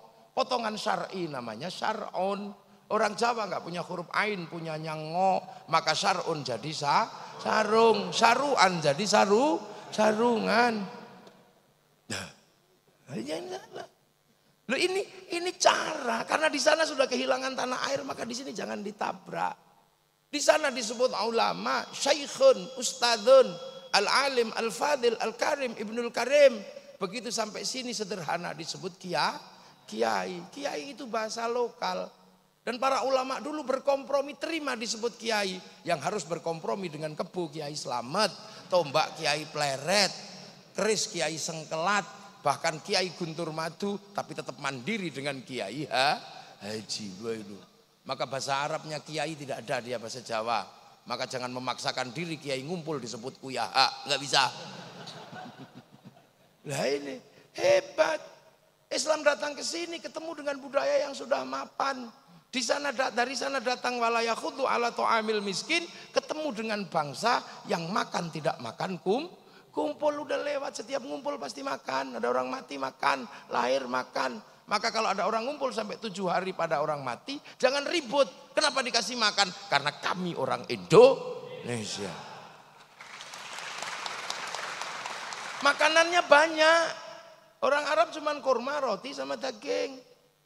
Orang Eropa ya cuman kentang, susu keras namanya keju, susu busuk namanya yogurt. Pengen bawang aja dia dari Bombay, dari India. Orang Cina makanannya tepung dipanjangin, makanya jadi mie pakai sumpit biar gak cepet habis. Nah kalau pakai cawok ini habis. Orang sini makanannya banyak. Ada nasi, ada jagung, ada telo, macam-macam ganyong, macam ada lengkap.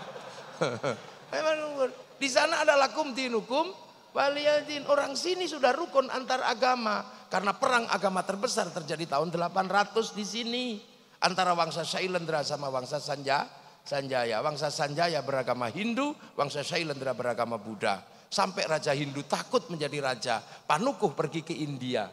Di India belajar ilmu arsitektur, pulang dikenal dengan nama Resi Gunadarma. Yang Raja Shailendra bernama Garung bergelar Semaratungga, anti Hindu. Tapi begitu menang perang, dia putus asa karena mau bikin candi nggak punya arsitek. Maka arsitek yang disuruh bangun adalah orang Hindu yang bernama Panuko. Lahirlah candi Hindu, candi Buddha, nuansanya Hindu yang dikenal dengan Sambara Budura, Borobudur. Makanya kalau ada yang mengatakan Borobudur tinggalan Nabi Sulaiman, tertolak dengan teori itu. Kenapa? Karena Nabi Sulaiman berada di tempat yang namanya Ardul Muqaddasah. Dan Ardul Muqaddasah bukan Sleman. Maka tidak usah sok Nabi Sulaiman dari Sleman.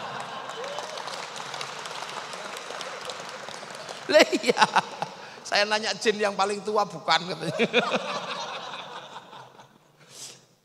Itu akhirnya ada nuansa Buddha, ada nuansa dalam candi Buddha. Tiba-tiba anak Raja Buddha ini si Semaratungga punya anak namanya Pramodawardhani Sematawayang jatuh cinta sama si Panuko yang orang Hindu. Mau nggak mau dikawinkanlah antara anak Raja Buddha dengan orang Hindu yang anti Buddha, yang anti Hindu tiba-tiba anaknya jatuh cinta. Makanya yang kemarin 01, 02 jangan terlalu serius. Jangan-jangan anakmu saling jatuh cinta. Apalagi sekarang Pak Jokowi sama Pak Prabowo jadi satu. Ini hanya terjadi di Indonesia. Gak usah malu. Yang kemarin mau jihad, mau apa, gak usah malu. Kalau engkau tidak menangkan kami, aku takut tidak lagi yang menyembahmu. Udah gak usah.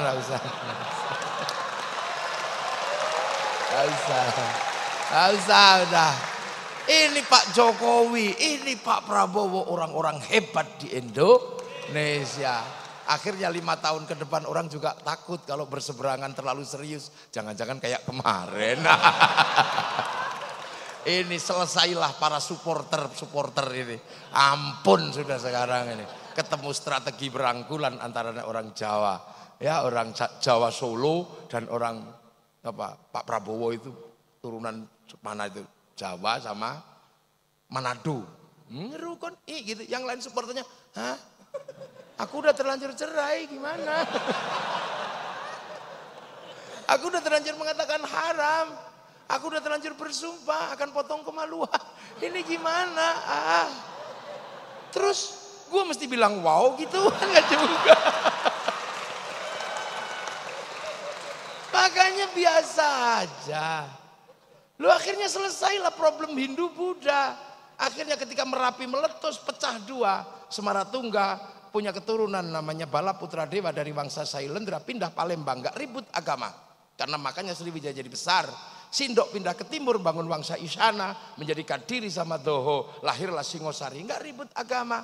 Pada zaman Majapahit, di zaman era Brawijaya, bangsa ini dirukunkan dalam satu kerukunan besar namanya Bhinneka Tunggal Ika. Setelah itu saling jaga, Hindu jaga Buddha, Buddha jaga Hindu. Maka kemudian kalau ada Banser, ada Ansor kok jaga gereja, gak usah ribut. Itulah warisan asli bangsa Indonesia. Di Bali yang jaga masjid pecalang, di New Zealand yang jaga masjid orang Nasrani. Gak usah ribut, tumpeng masuk gereja, gak usah marah, gak usah emosi. Gak usah. Hanya karena kebiasaan, gak usah. Udah biasa aja ini Indonesia. Nonton film Korea biasa aja, nggak usah kafir.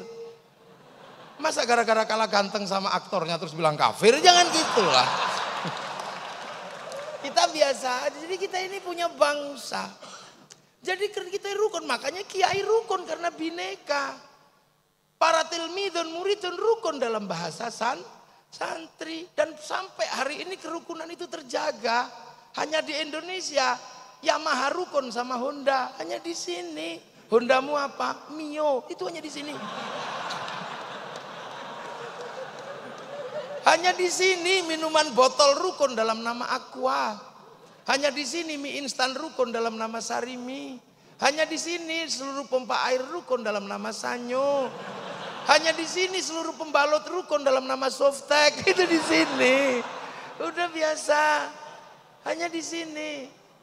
Itu. Ini di Indonesia rukun. Makanya kemudian para ulama punya konsep merukunkan ini tanpa membentur. Akhirnya kemudian kehilangan tanah air ini, Islam harus punya bangunan baru. Maka lahirlah sebuah bangunan baru di mana raja dan hamba sebagai struktur yang disepakati di Nusantara mulai dibikin struktur kecil di tengah antara raja dan hamba. Struktur itu dikenal dengan nama musyarakah yang akhirnya menghasilkan bahasa masyarakat.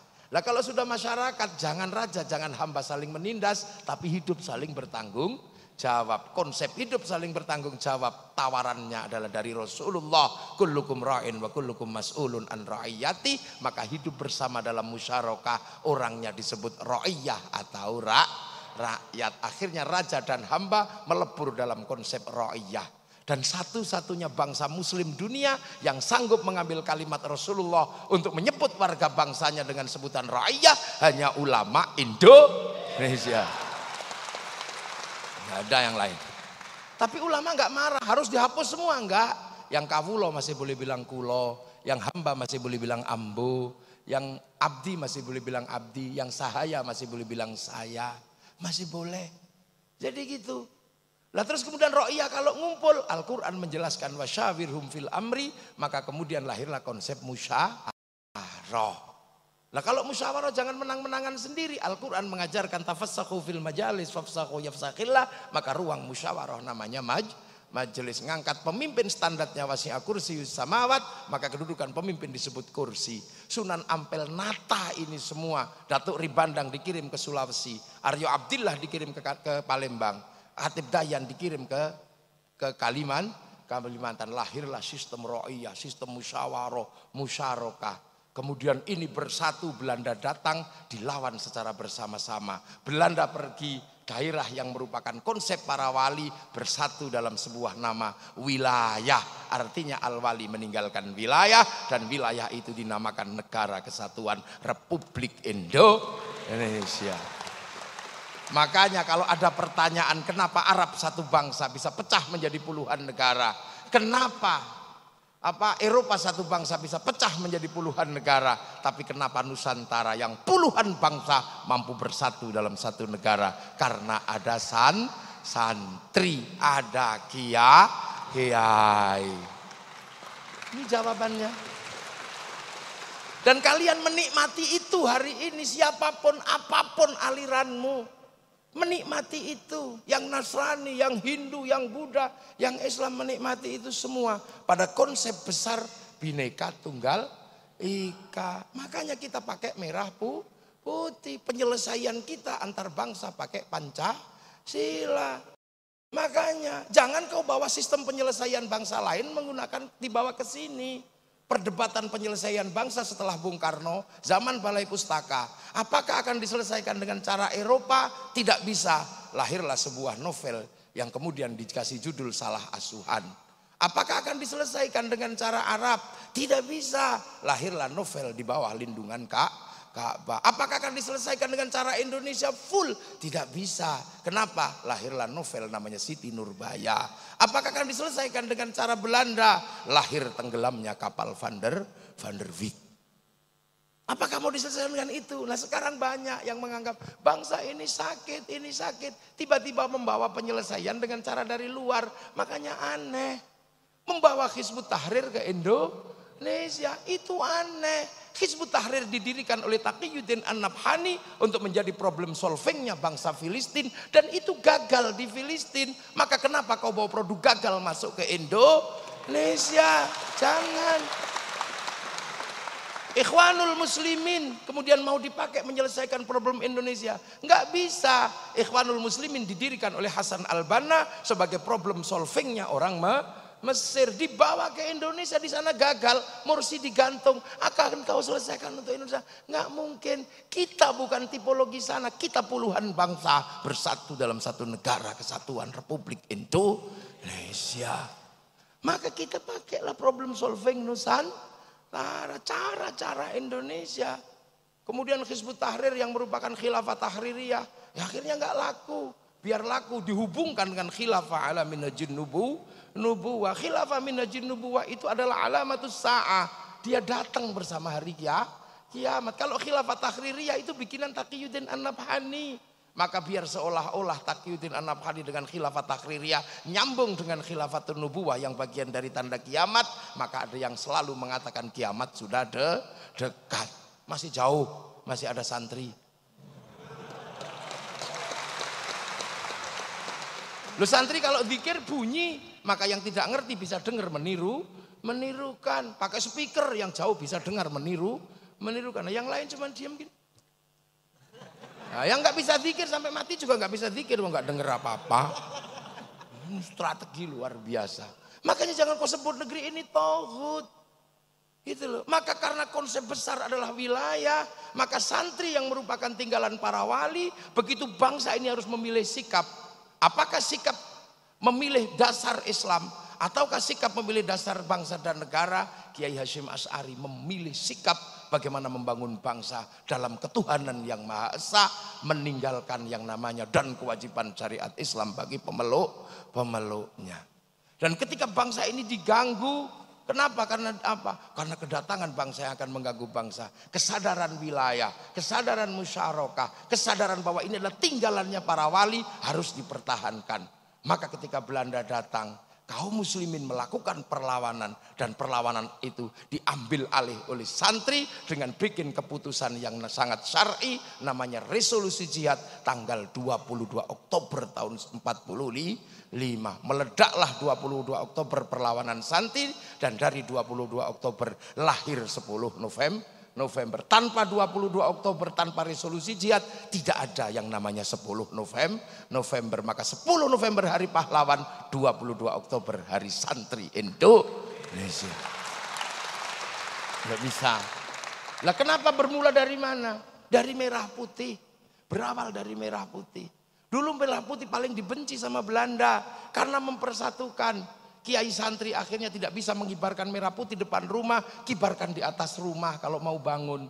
Belanda curiga tiangnya dikasih tebu, Belanda curiga tiangnya dikasih kayu, dikasih bambu, dikasih padi, masih curiga dikasih pisang, masih curiga dikasih kelapa. Akhirnya datang ke situ bawa makanan tumpeng sama ingkung. Doanya Allahumma barik, maka datangnya tumpeng ingkung dikenal dengan nama barian. Allahumma barik. Akhirnya makanannya habis, padinya mengering, tebunya mengering, pisangnya rontok, kelapanya rontok. Yang tersisa tinggal merah putih. Ini perlawanan kami mencintai persatuan lewat bendera merah putih. Tapi oleh Belanda akhirnya ditambah biru. Santri ngamuk disobek. Begitu disobek mereka ngamuk semua. Dan yang paling bertanggung jawab adalah santri. 22 Oktober resolusi jihad menghasilkan peristiwa 10 November di Surabaya. Makanya bagi anak milenial kadang merah putih hanya berharga 50.000. Tapi santri yang menganggap ini bagian dari perjuangan nenek moyangnya mempersatukan Nusantara, maka merah putih berharga nyawa, ribuan nyawa. Sekarang merah putih tidak minta darah dan tidak minta nyawa, hanya kita minta diangkat oleh tangan kita gini. Bagi anak milenial yang nggak mengerti ini, dia akan mengatakan tauhid, mengatakan bid'ah, mengatakan musyrik. Ini pasti zaman perang nenek moyangnya, bukan bagian dari sejarah perlawanan bangsa. Ini Nusantara. Dan sekarang bangsa ini terus akan maju. Di tengah pergeseran besar antar bangsa. Ketika bangsa ini merdeka, bangsa ini disuruh memilih setelah Hitler jatuh tahun 48. Karena Amerika sama Soviet terus berperang. Mau ikut mana? Bung Karno tidak memilih ke kiri atau ke kanan. Akhirnya kemudian Bung Karno dijatuhkan. Sampai di eranya Pak Harto, kiri dan kanan masih terjadi Amerika sama Soviet. Dan hari ini pertarungan besar Amerika sudah mulai diruntuhkan oleh kekuatan baru namanya Shanghai Corporation. Anak-anak mahasiswa pasti tahu itu. Shanghai Corp adalah negara baru yang bangkit setelah kelompok yang menyebut dirinya United Kingdom, United States. United Kingdom, United States dulu bangkit karena punya minyak dari negara Arab namanya Aramco. Maka setelah Aramco tidak lagi mensuplai, maka kemudian negara-negara kecil-kecil ini mencari minyak dari negara Syiah, negara Sunni, lahirlah kelompok besar namanya Shanghai Corporation. Amerika emosi, maka kemudian sumber minyak Shanghai Corporation diantem dengan isu Syiah Sunni. Maka kita mengenal isu Syiah Sunni, tapi proses itu gagal. Kenapa? Karena Indonesia nggak terlibat. Coba Indonesia terlibat dalam konflik itu pasti jadi. Karena santri terbesar ada di Indonesia. Kalau santri nggak terlibat, apapun pasti gagal urusan Islam. Ada orang mengharamkan anjing, gagal. Menghalalkan anjing, gagal. Anjing masih banyak karena santri nggak ikut.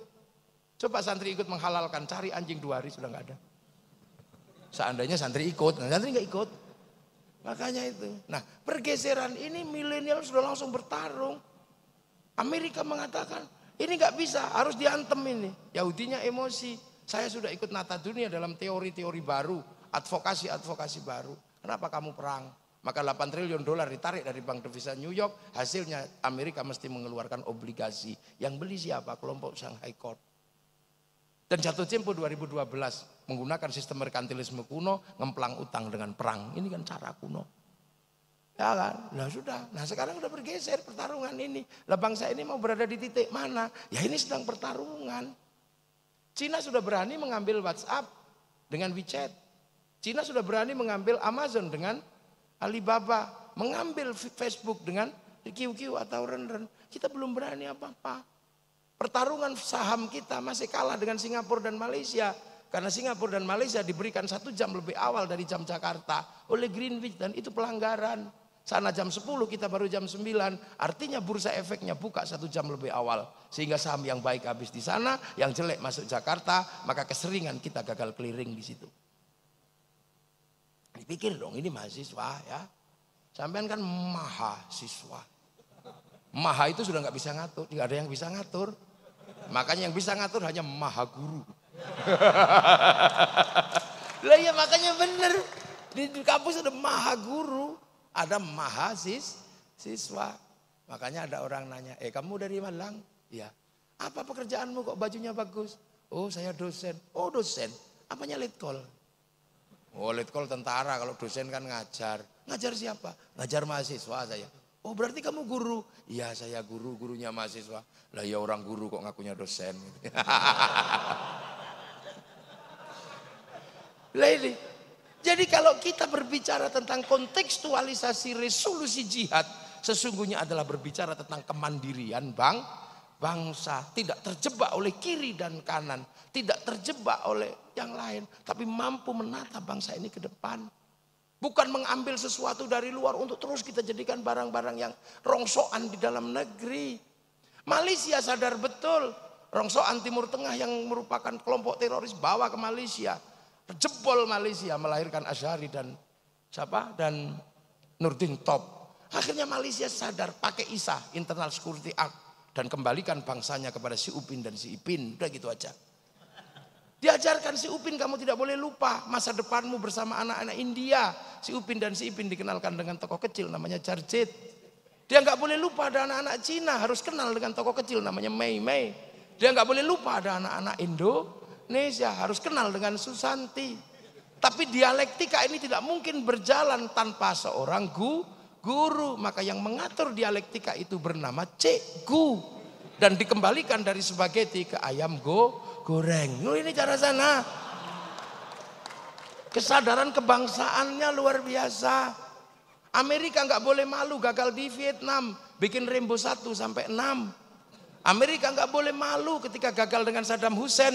Bikin Hotshot 1 sampai 2. Nggak boleh malu kegagalan dalam terorisme. Bikin 12 Strong.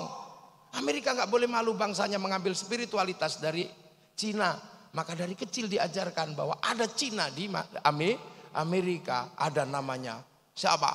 American Kung Fu, American Shaolin. Jepang tidak boleh kemudian mempermalukan anak-anak Amerika. Dibikinkan American Ninja, American Samurai, bahkan film samurai terakhir dari Amerika namanya Tom Cruise yang besok menjadi calon presiden Amerika. Jepang tidak boleh malu pembantaian rezim Tokugawa oleh restorasi Meiji terulang di zaman milenial. Anak-anak kecilnya diajarkan sesuatu yang sederhana dengan judul Samurai X dengan tokohnya Rory Kenshin atau si Kenji Himura. Ini cara bangsa. Cara bangsa. Jadi kontekstualisasi yang namanya resolusi jihad sesungguhnya adalah membawa bangsa ini mau kemana. Mau kemana? Thailand nggak tahan disandra ekonominya oleh Singapura dan Malaysia. Dia buka terusan kerah. Tapi 2025 kalaupun tembus, dia akan bermasalah karena ujungnya diadang oleh Abu Sayyaf. Nggak bisa. Indonesia apakah kemudian akan berharap? Nanti kalau jebol, orang akan tetap di Singapura dan Malaysia. Kenapa? Karena di Singapura ada ruang yang namanya Sentosa. Di Malaysia ada ruang besar namanya Genting Hilen. Sementara yang di semenanjung Indonesia sudah tumbuh kelompok radikal. Nah, terus kita mau ngomong apa kalau udah begini? Bangsa kita mau apa? Kesadaran berbangsa dan bernegara adalah kesadaran milenial yang melupakan pelajaran waja'alnakum syu'uban wa qabaila lita'arafu, dan kita oleh Allah dibagi bangsa namanya bangsa Indonesia.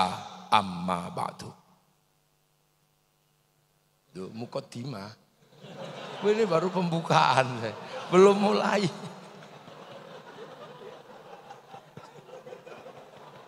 Ini baru muqaddimah. Ini saya baru pembukaan, jadi baru kalau nulis skripsi ini baru pendahuluan. Belum mulai. Belum, apalagi kalau analisis, konten analisis, deduktif, induktif, belum. Apalagi kalau berbicara tentang imperatif kategori, belum. Ini masih berat, belum objit ini, belum ibit. Lah itulah makanya kalau nulis skripsi aja pakai ibit. Kok tiba-tiba beragama langsung Quran Sunnah, kan lucu. Ibitnya mana, objitnya mana, lokcitnya mana. Lah makanya Islam santri selamat karena al-muhafadzatu 'alal qadimit soleh wal akhdhu bil jadidil aslah. Makanya anak-anak baru ini tolong pahami. Yang kalian lakukan itu sudah kuno dan sudah diselesaikan oleh para pendahulu. Tentang celana cingkrang, tentang cingut. Udah selesai, itu ulama dulu. Dan itu tinggal milih, eranya sudah mau ambil itu. Maka santri gak disebut lagi. Santri dipikir gak ngerti takbir itu ada begini. Ngerti dalilnya. Tapi santri lebih memilih Allahu Akbar biasa. Kenapa? Karena santri yang di belakang ini matanya tengok-tengok. Kalau begini nyetop apa kan gitu. Santri itu banyak, makanya kalau sholat nggak perlu mencari yang lain. Nah kalau yang santrinya baru dikit cari, pakai kakinya dicari, geser-geser ini masih ada. Loh itu kan guyonan santri, nggak usah terlalu serius. Wong ini guyon. Jadi indah. Kalau kamu mau dimong sama Muhammadiyah, ya yang seriuslah dengan Muhammadiyah. Kalau mau dimong sama NU, seriuslah dengan NU. Saya NU. Saya NU karena kiai karena saya ini orang desa. Kiai NU ya biar di desa itu kan kalau sama NU kan enak. Kalau sholat ya ditungguin sama kiainya. Karena biasanya masih di sawah, masih di ladang. Makanya kalau kiai kalau sholat zuhur biasanya bukan 11:30, 1:30 biasa. Sholat asar ya 4:30 biasa aja. Iya biasa aja, nggak usah ribut. Sholatu ala waktiha, sholat itu di atas waktu sholat. Zuhur itu sampai asar sampai maghrib. Ambil depan ya bagus, tengah bagus, belakang ya bagus. Ya kayak sop lah, kalau depan ya rujak cingur, tengah sop iga, belakang sendiri sop buntut. Biasa. Sholli fardhu zuhri arba'an, Allahu Akbar, baru 1 rakaat deng asar. Nggak apa-apa. Boleh karena kepalanya masih di sholat zuhur. Boleh. Di sawah Pak kita pulang yuk. Kenapa? Udah waktunya asar. Waktunya zuhur. Ayo Bu. Begitu tengah jalan ibunya ingat. Ya Allah Pak tadi aku kencing ngompol. Mandi dulu ya nanti aku makmum. Ya suaminya. Usolli fardhu zuhri arba rakaat. Adaan imaman. Padahal makmumnya masih mandi. Tiba-tiba baru 1 rakaat sudah waktu asar sementara ibunya masih mandi. Ya terusin aja mandi selesai langsung nyusul. Sholli fardhu zuhri arba'a rakaat mustaqbilal qiblati adaan makmu. Masih boleh karena kepalanya tadi kepalanya masih di sholat zuhur. Cuman jangan dipakai sering-sering itu aja.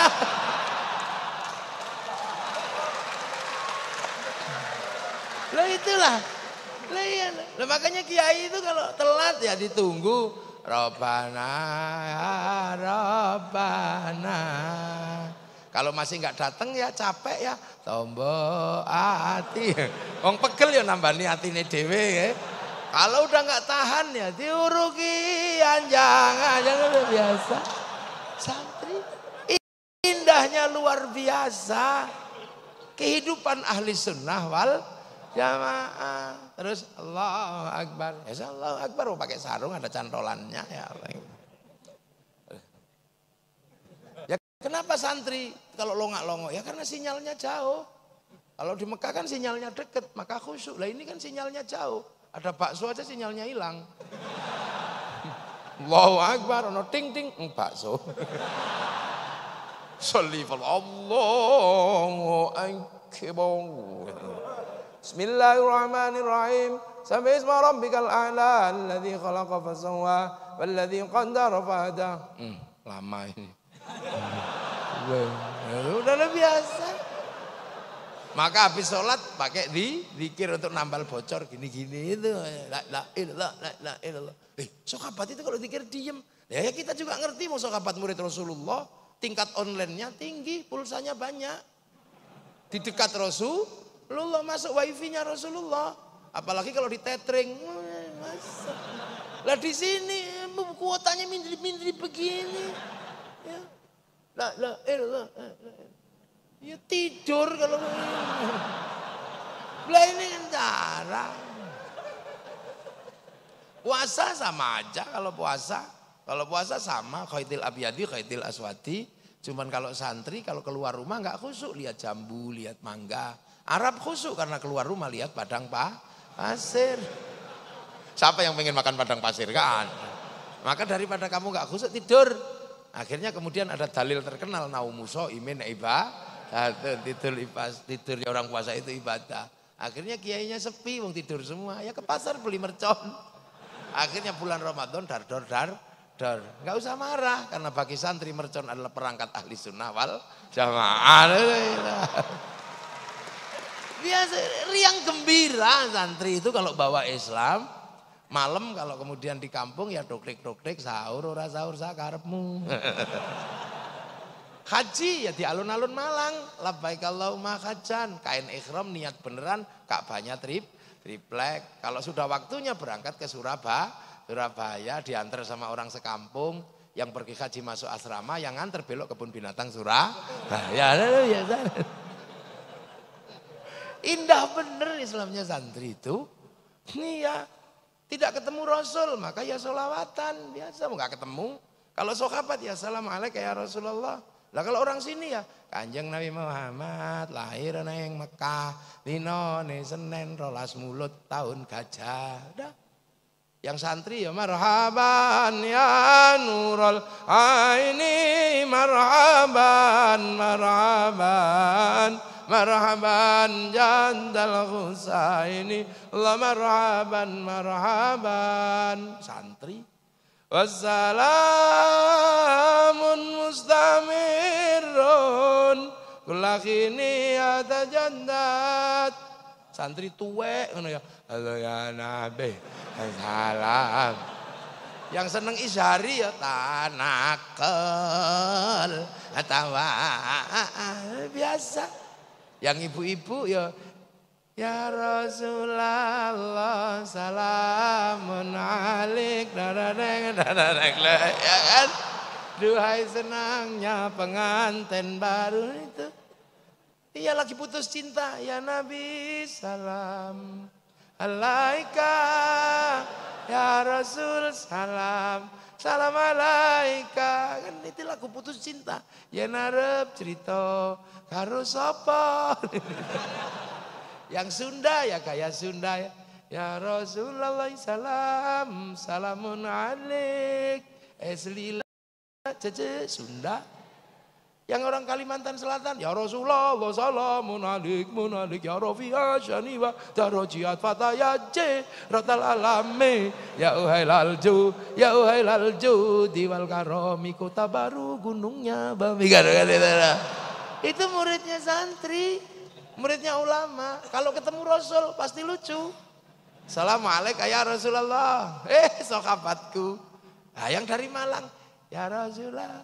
Yang dari apa? Dari Kalimantan Selatan. Ya Rasulullah salamun alaik. Dari mana? Dari Kota Baru.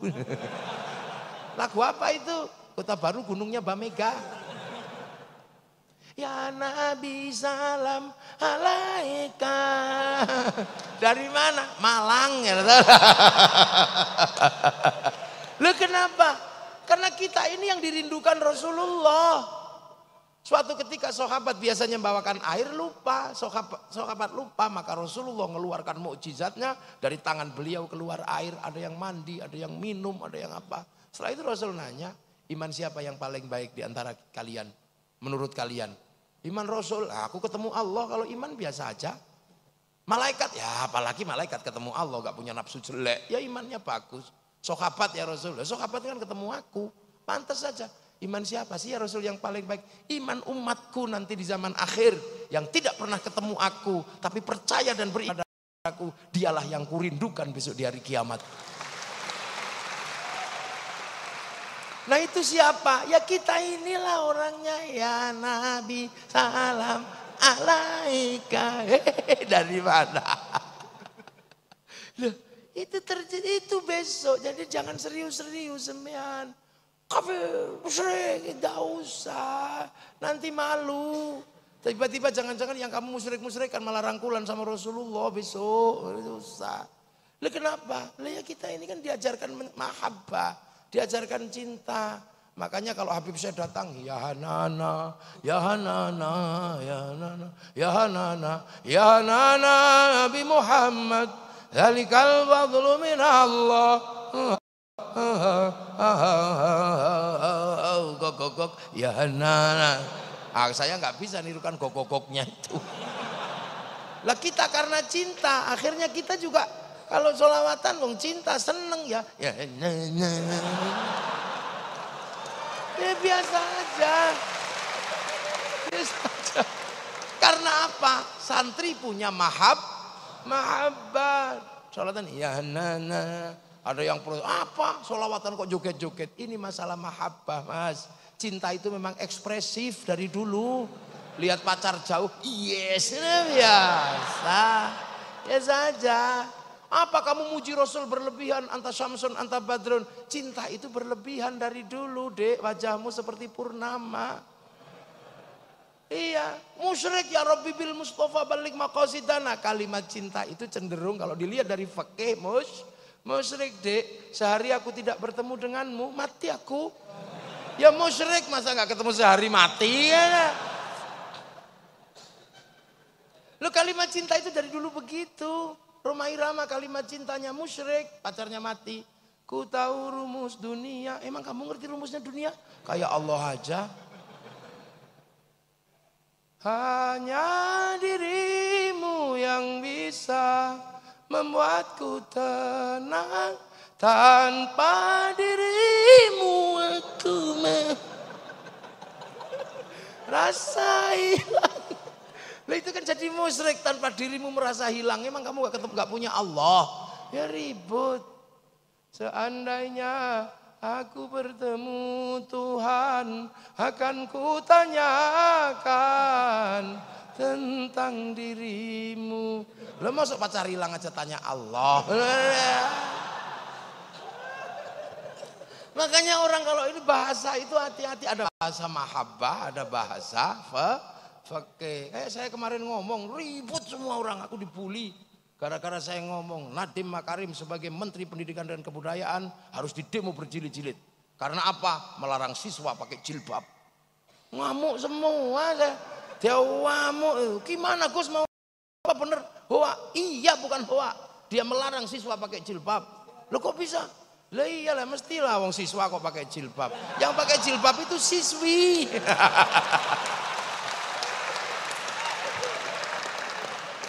Jadi wong santri itu nek guyon itu memel. Orang Tiongkok makanannya selalu babi sama anjing. Dan kaum muslimin makan setiap hari. Loh ya wow kok begitu. Wah, apa memang kaum muslimin makan babi? Loh, saya kan ngomong orang Tiongkok makanannya babi sama anjing. Dan kaum muslimin makan setiap hari. Loh ya iya kalau nggak makan setiap hari ya mati. Tapi yang dimakan tempe gitu bukan. Inilah. Makanya hari ini orang banyak reaksioner. Zaman Sayyidina Umar. Ada orang pidato. Hei saudara-saudara sekalian. Sayalah orang yang bisa berlari dari rahmat Allah. Saya selamat tidak kena rahmat Allah. Yuk ditempilingi orang sekampung. Bonyok dia. Enggak kapok dia pidato lagi. Saya adalah orang yang benci dengan barang hak. Tempilingi lagi ke orang benci dengan barang hak. Besoknya bonyok lagi gara-gara pidato. Saya adalah orang yang beruntung karena saya memiliki sesuatu yang Allah tidak punya. Waduh memiliki. Tapi Sayyidina Ali kan pinter nanya. Oh kamu pasti ada maunya, apa maumu? Kamu bisa lari dari rahmat Allah dan selamat tidak kena rahmat Allah. Iya Ali, waktu mau ke pasar ada hujan. Saya lari. Dan saya bersembunyi, akhirnya saya nggak kena hujan. Hujan kan rahmat. Terus kamu benci barang hak itu apa? Saya benci mati itu hak tapi saya nggak mau. Lah kamu apa yang kamu punya tapi Allah nggak punya? Ya aku punya anak istri, Allah nggak punya. Makanya orang cerdas itu nggak reaksioner. Biasa aja. Maka kalimat mahabbah ya begitu. Saya Jalaluddin Rumi pidato, Allah rugi, saya beruntung. Loh Allah rugi, kamu beruntung gimana? Iya, Allah rugi, saya beruntung. Awas kamu tak bunuh kalau tetap mengatakan. Iya, Allah rugi, saya beruntung. Ceritanya gimana? Ya kan aku sama Allah saling mencintai. Aku dapat Allah zat yang maha agung, Allah dapat aku begini, rugi. Loh maka kalimat cintai Rabi'ah al-Adawiyah, siapa yang berani sekarang? Ya Allah. Kalau ada nikmat buatku di dunia, aku nggak butuh serahkan sama musuhmu ya Allah. Kalau ada nikmat buatku di akhirat, aku nggak butuh serahkan sama kekasihmu ya Allah. Kalau nanti ibadahku karena pengen surga, tutup surga dariku. Kalau ibadahku karena takut neraka, bakar aku di dalam neraka, buka neraka, bakar aku di dalamnya. Tapi kalau ibadahku karena aku rindu padamu ya Allah, awas ya Allah, jangan kau palingkan wajahmu dariku. Berani sampean? Ini kalimat mahabbah. Makanya orang kalau nggak ngerti itu, makanya yang bisa menggambarkan kalimat cinta yang paling baik itu Ibnu Katsir dalam kitabnya Qissatul Anbiya menceritakan burung pipit jatuh cinta.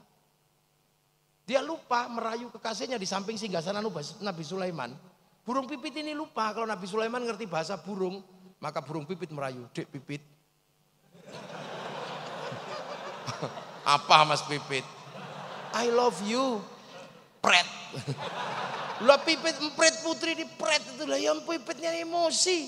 Berdiri di samping singgasana Nabi Sulaiman. Pek. "Dek pipit, aku mencintaimu. Jangan kau sepelekan cintaku padamu.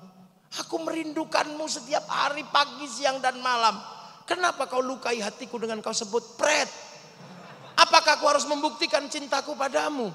Kalau aku harus membuktikan cintaku padamu dengan meruntuhkan kerajaan Sulaiman ini, akan aku runtuhkan kerajaan ini. Akan aku hancur leburkan kerajaan ini. Akan aku ambil mahkota Sulaiman, ku persembahkan padamu sebagai tanda cintaku padamu." Nah burung pipit kayaknya kecil gitu, tapi begitu gitu. Nabi Sulaiman ya ketawa lah, "Pret lambemu."